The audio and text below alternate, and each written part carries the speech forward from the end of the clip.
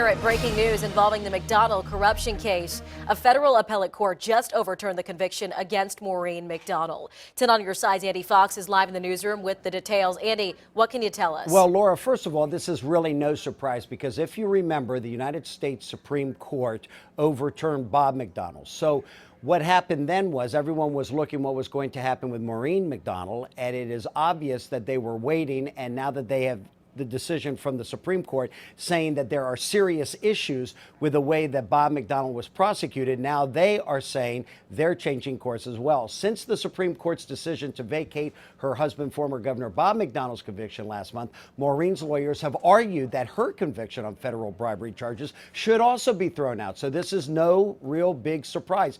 Initially, the couple was tried together for their involvement with a nutritional supplement salesman, Johnny Williams, we all know him now, who offered them gifts in cash, over $170,000. Although their trial was held simultaneously, the two used separate legal terms. Because of that, their appeals have since been separate. Lawyers for both parties now have until the end of August to inform the court on current negotiations. In that time, the U.S. Attorney's Office in the Eastern District of Virginia must make a decision about whether or not to retry the couple. They have that ultimate decision. If a retrial does occur, the Supreme Court's ruling will present an obstacle for prosecutors in that the definition of an official act was deemed too loose in the original trial. As a result, if a second trial goes forward, the jury will have to consider a more specific and rigid definition of an official act. The Supreme Court does not like very vague definitions. They like narrow, and that could make it more difficult to get a conviction. Remember, also, Maureen McDonald technically